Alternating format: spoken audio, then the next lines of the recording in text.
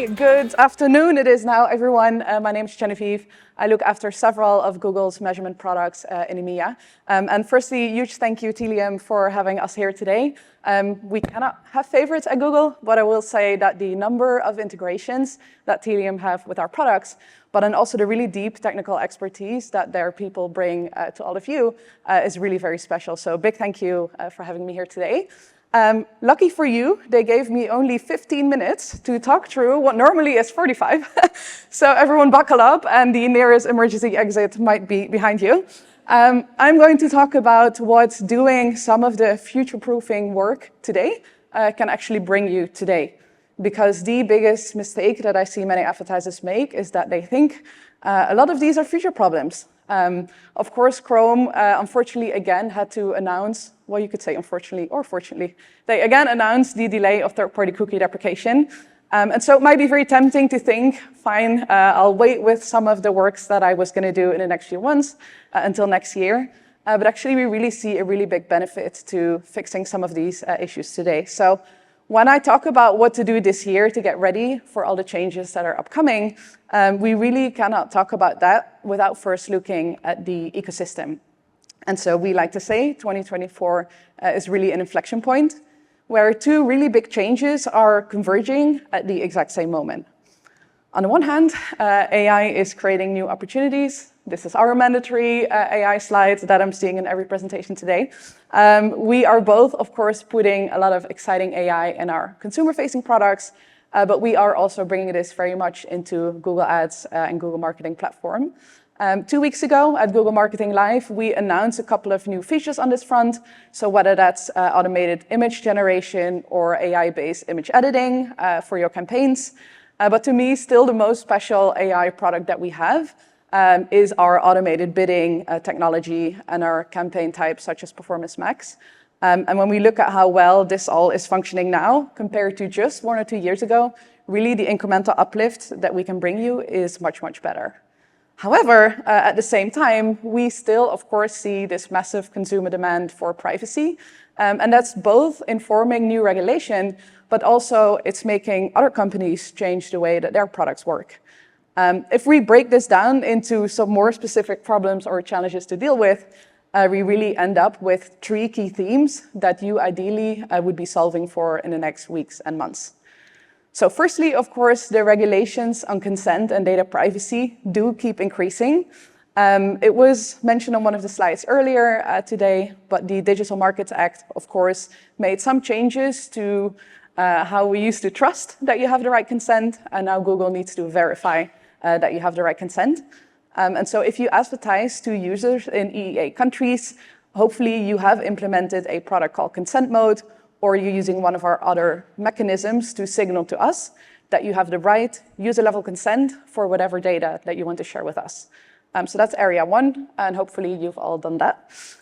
Area number 2 is, of course, traditional identifiers such as third-party cookies are being phased out. Now, what's interesting about this is despite how much we've spoken about this and how big of a topic third-party cookie deprecation is, when you ask the average marketer to explain what Google functionality exactly will break, and even if you ask the average Googler, you get a very, depends, and there are several things. So I'm going to tell you exactly what will change, and you can write these down if you're really keen to get the facts. So there's 3 main areas to really consider on this front.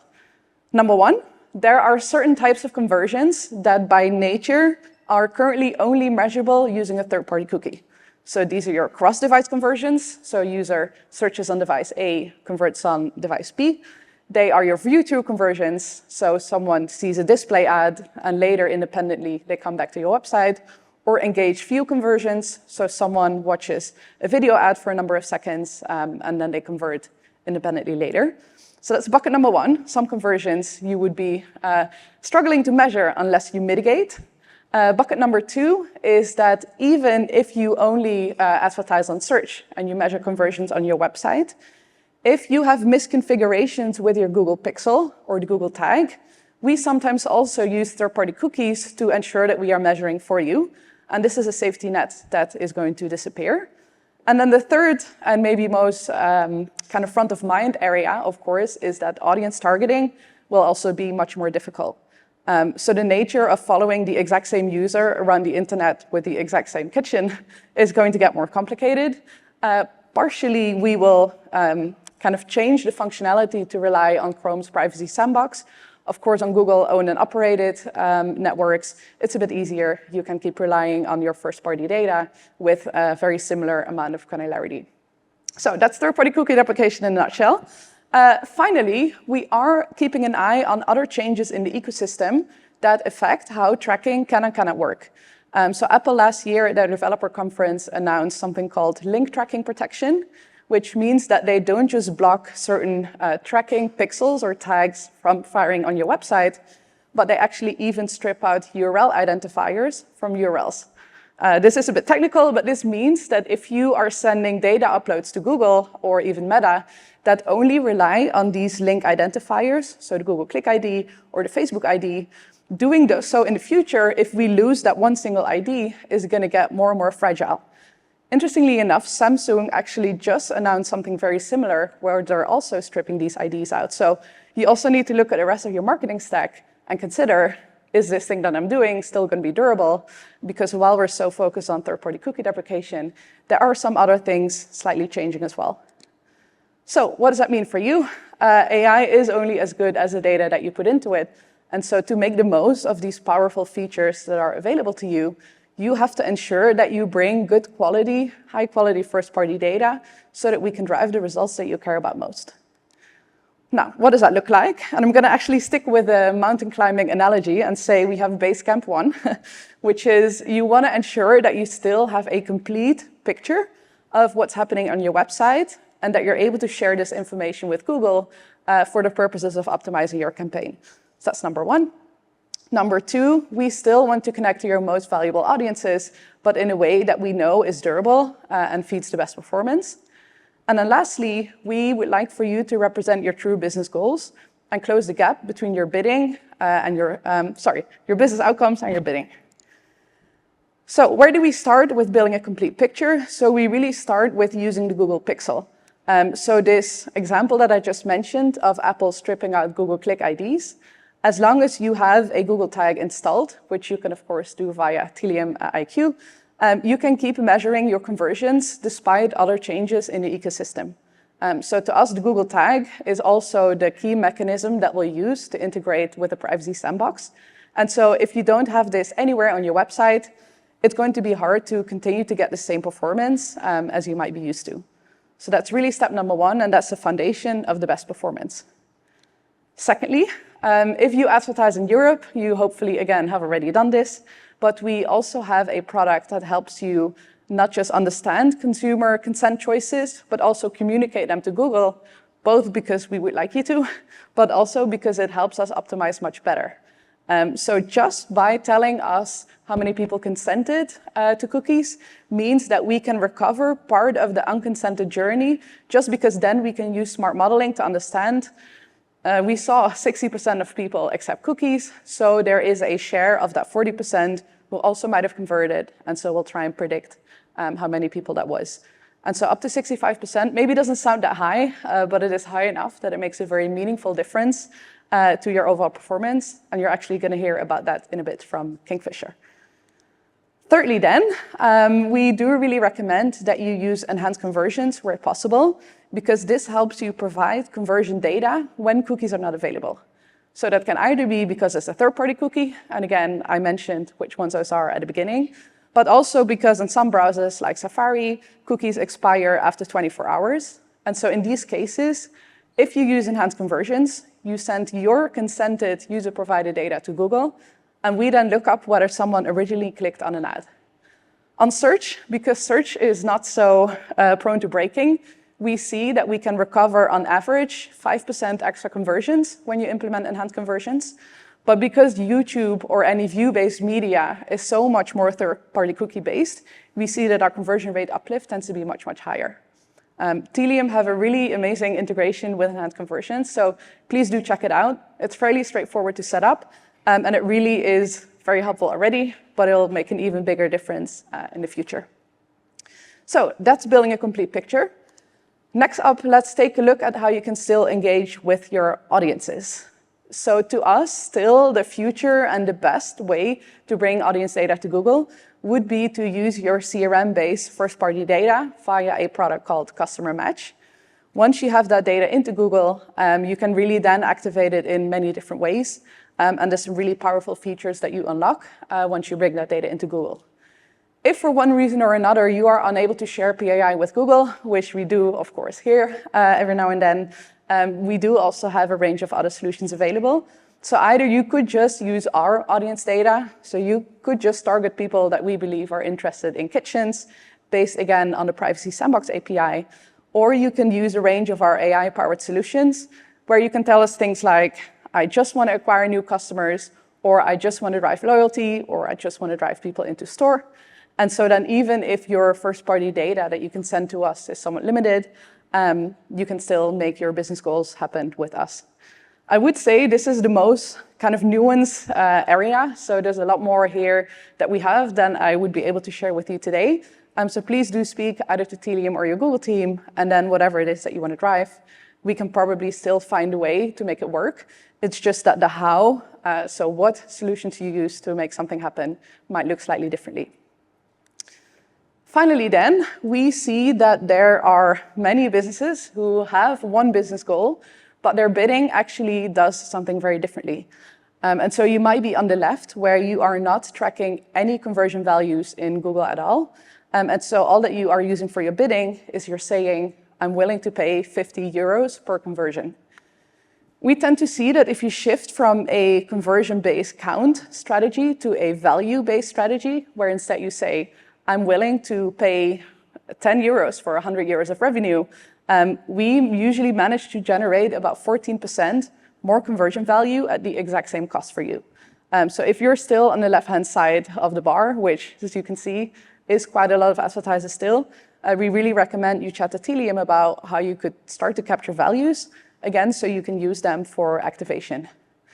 What's interesting, though, is that the really top of the mountain, your Basecamp tree, happens when you go beyond value and you try and get closer to what it is that your CFO or the rest of your company cares about. And I really liked Andrea's point just now, where she said one of our biggest goals is driving sustainability. And so if you have two campaigns that both generate 1,000 euros in revenue, but one is sustainable revenue and the other one is not, you would not have two equal 1,000 euros, you would have one that you care about much more. And so you would literally be able to tell us in the values that you send us, this sustainable 1,000 euros was not 1,000, I want to count it as 1,200, so that you generate more of this type of revenue. I know that sounds kind of wild, but we actually just did a big case study with KLM, the Dutch airline, who are now funneling their bidding based on this durability score. And based on this, they saw that they managed to increase their share of traffic that's going to sustainable routes by 90%, which is pretty cool. So looking into this is really very strategic and very juicy. It does get complicated, so please do speak to your Google team about how you can do this in a durable and smart way. So that's the summary. So again, Basecamp 1, 2, 3. So 1, ensuring that you build a complete picture. You give us comprehensive, high-quality data. 2, connecting to your most valuable audiences. And then 3, representing your true business goals so that we can drive that traffic for you that meets what you're looking for. So next up, I'm going to hand over to a company who are doing this absolutely brilliantly. So I'm going to ask for you to give him a massive applause, not just because he's going to do a great job, but it's his birthday. So thank you so much. And over to you, Aloha.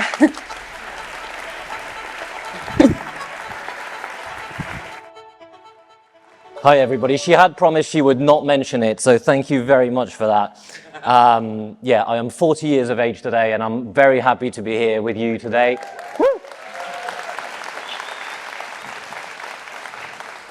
Thank you very much. Generally, so much brain power in this room, so many friendly faces, so many old colleagues we've seen in the past. So I'm going to tag on to Genevieve's fantastic work to show you how we've made it come to life at Kingfisher. Just to start on this, I'm a marketing person, I'm a media person. We've heard a lot from the technical people today. I'm kind of on the other side of this. I know the importance of this data, and I do whatever I can to get more of it and leverage it and push it into marketing. But first, I wanted to do just a little bit of an introduction on what is Kingfisher, because we don't advertise Kingfisher, so you might not have heard about Kingfisher. In the UK, we are mostly B&Q, Screwfix, and TradePoint. But across Europe, we're a home improvement retailer with multiple brands in each one of the markets. So in France, you might recognize Castorama. In Turkey, we have Koçtaş, we have Brico Dépôt in France and Iberia. So we're a very big group, but focused on the retail of DIY home improvement products. We're an international market leader in most of our markets, so most of our brands are number 1 or number 2, or number 15, where we're launching them into new markets. But importantly, and this is going to be a key point of today for me, we only have 17% digital penetration. We're one of the industries that has the lowest digital penetration out there. We're probably at the bottom of all those charts, because 83% of our customers go to our website or know about us, but go into stores to buy the products. So that raises very important questions for us when we talk about marketing and when we talk about the topics that we bring up today. We have over 1 billion annual visits that we need to commercialize as much as possible. And we also, this is something that not everybody knows, we make our own products. We make our own products, we build our own brands that we then put into our stores as well. And those products are about 45% of our total sales. And there you go, more numbers about the volume of the sales. We do a lot of sales in the industry, blah, blah, blah, blah, blah, blah. That's not what you're here for. Today, what you're here for, what we're going to talk about is how we took that journey from third-party cookies to first-party data, what we learned, what we maybe wouldn't do again, and what we're really excited about moving forward in the future. The first thing to note, and I've heard this in almost every single talk today, is that it is such a collaborative space and a collaborative tool, Tealium. It sits across multiple teams. So many people are stakeholders into Tealium functioning properly. And some people in the data and customer world are really intent, and their job is to put more quality data into the platform and make it exportable. And other areas like marketing, like me, literally just use the data, use the audience segments to try and get better performance in my marketing channels and grow my new customers, my revenue, etc., etc. There's a new area that is playing into this mix, and that's the retail media side of the world. We'll talk about that a little bit later, but retail media needs everything I've heard today in all the presentations and the chats and the talks. They need super addressable audiences that they can activate like that in real time and then measure the results of.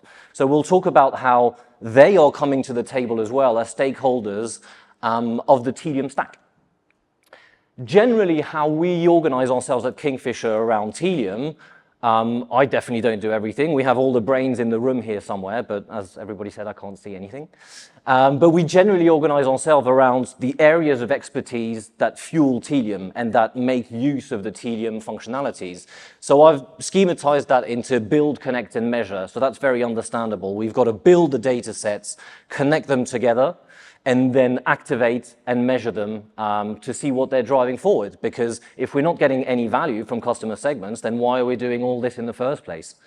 So I'll start with building. And building for us, remember that this is a circle as well. Everything you measure, you're then going to want to activate again. So the build is about starting with pieces like conversion APIs and all of those pieces of technology that were talked about 2-3 years ago. These are old things. We were talking about them 3 years ago in preparation for all the stuff that's happening this year in terms of cookies.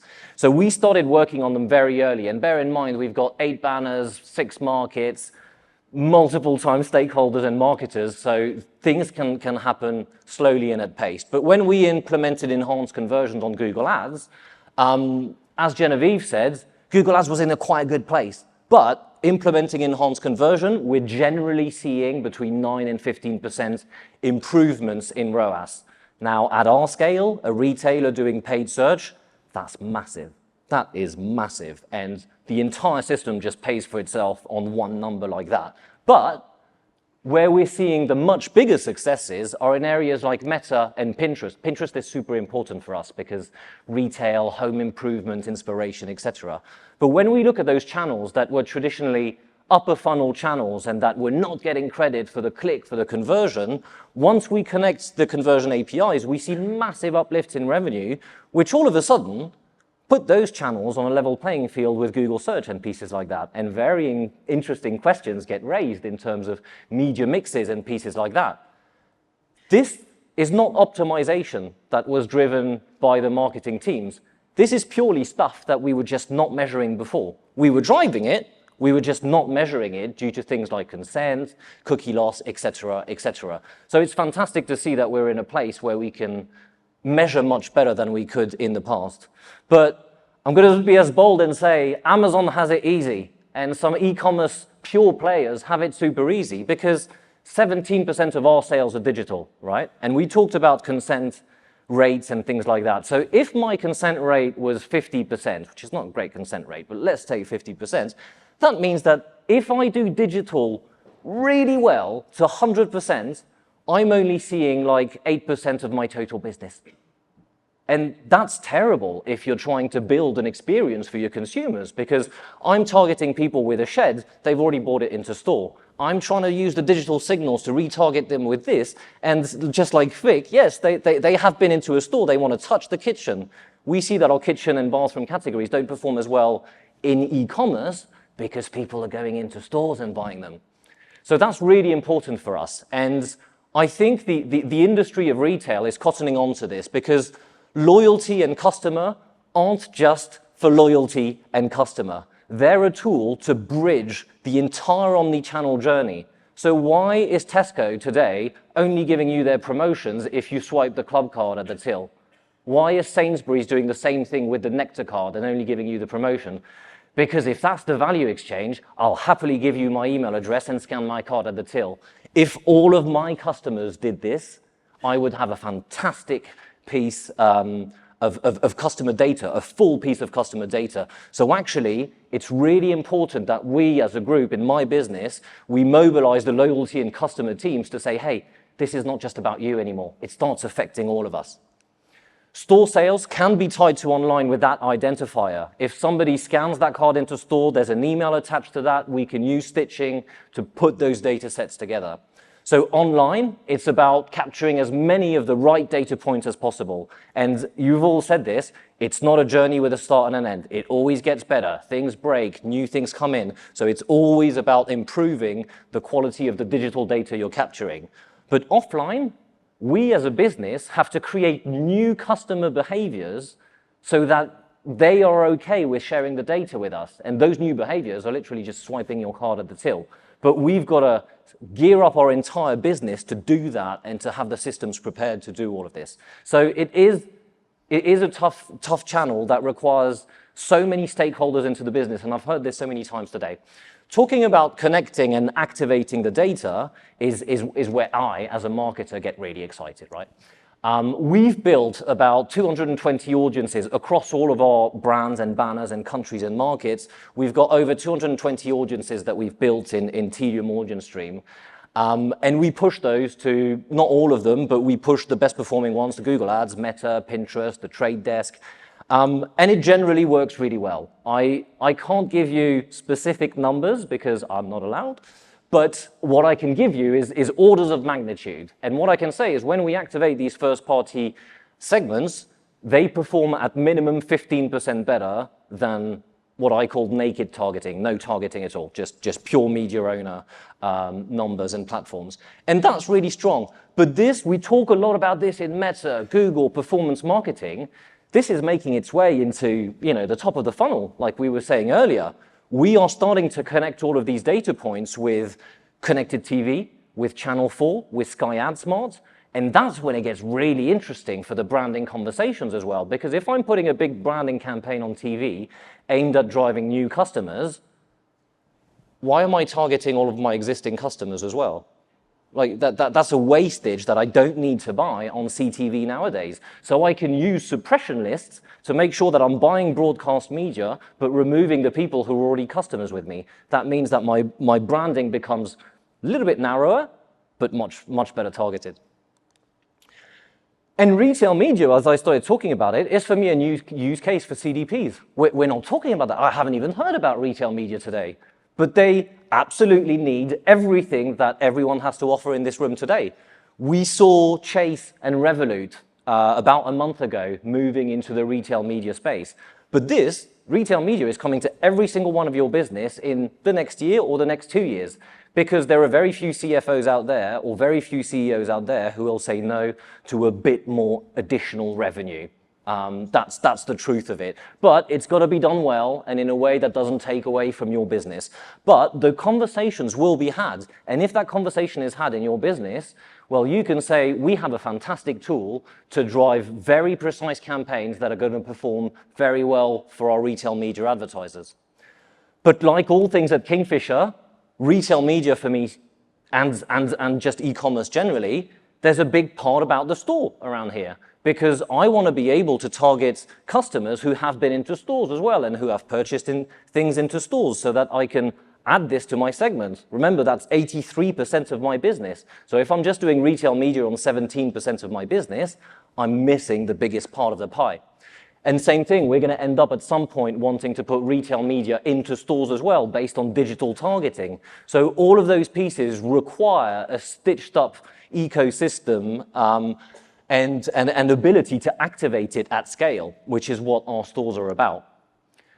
Finally, we talk about measurements because, well, for me as a marketer, there's not much point activating anything if I'm not going to be able to measure it off the back of it, because that's my currency in my business. We talked about ROAS earlier, new customers. These are my currency. So I need to understand how everything is going to perform. And unfortunately, there's no silver bullet in digital marketing measurement. You will know this if you're marketers. There are some attribution solutions, but oh no, they don't look at the impressions from Meta. Or there's this, but it's behind a walled garden, so it doesn't do this. And nothing is perfect. But we have seen some big improvements with the likes of consent mode. When we were looking at GA3 or UA, however you want to name it, obviously because of the consent pieces we were talking about, if only 50% of people were consenting to your cookie banner, you probably weren't capturing a lot of their revenue. However, moving to consent mode advanced V2, because there's a basic and an advanced version, the biggest step change you can do is just implement consent mode. You will have a huge jump in your numbers. Implementing the advanced version versus the basic version will just make that data more precise. So it is better, but generally what we've seen is that we were at about 60% relationship of GA3 to business data. We're now at 98%. And again, that's not stuff that we're doing better. It's just stuff that we were not measuring in the past. So if I was to put myself 12 months ago and have the same conversation with the CFO that I had at the time and said, oh, by the way, I drove 40% more result than what I told, the conversation would have been massively different. And I might have even unlocked more budgets for this year, which is where I'm going into next year.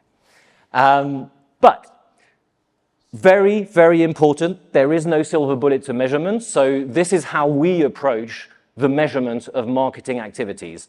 And I like to refer in my business as marketing as the best measured, least trusted area of the business, because we measure things really, really well. We use attribution in platform to measure at a daily, a minute, a second interval.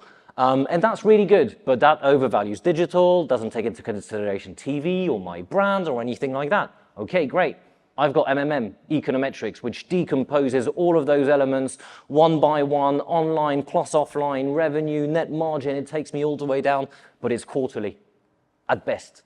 You know, I could do it once, twice a year, maybe 4 times a year. So I can't put that in my Google Ads platform. I can't bid on that data because it's not frequent enough. And then you have the pieces of incrementality. Incrementality is turning off either a region of the UK or a set of your audience and seeing how what stays on performs against what you've turned off, the incremental uplift. That is incredibly strong with finance guys, because finance guys don't care about the total that you're driving in and your ROAS and things like that. They want to know, if I give you an extra 100K, how much is that extra slice of 100K going to generate? Don't give me the total, give me the next extra slice. And that's what incrementality helps you prove to your business, saying, hey, if I pause this, this is what happens. If I invest more, this is what happens. So the measurement trifecta is very important in terms of understanding the channels and the performance, but there's also a huge piece around value attribution that I don't necessarily see talked enough about. There is the immediate revenue right at the top here, which is what we measure all the time. Somebody clicks an ad, buys a product on the site, immediate value, right? But 30 days later, that kind of falls off. I can't see what they've bought anymore. For me, in my world, there's the store revenue. So generally, one sale online for me, depending on the banner, is between 3 to 8 sales into stores. That's massive. If I don't calculate this, my return on investment is completely wrong and I'm shooting myself in the foot. New customers, hugely important. It's harder to get new customers into your business than it is to sell to existing customers. I think we all know that, right? So by putting value on new customers, and by value I mean the lifetime value, you can start attributing to your marketing campaign and your audience targeting pieces the lifetime value that you've brought into the business from those new customers. So finally, if I leave you with a few thoughts for today, is the future is now. We have the tactics, the techniques, the tools that were created to be functional in a cookieless era, and we're not yet in a cookieless era, thanks to the CMA in the UK, and we're not just there yet. So we are in this weird space where we have the tools, but we don't necessarily have to implement them. I urge you to implement them because it will make your today better. Thank you very much.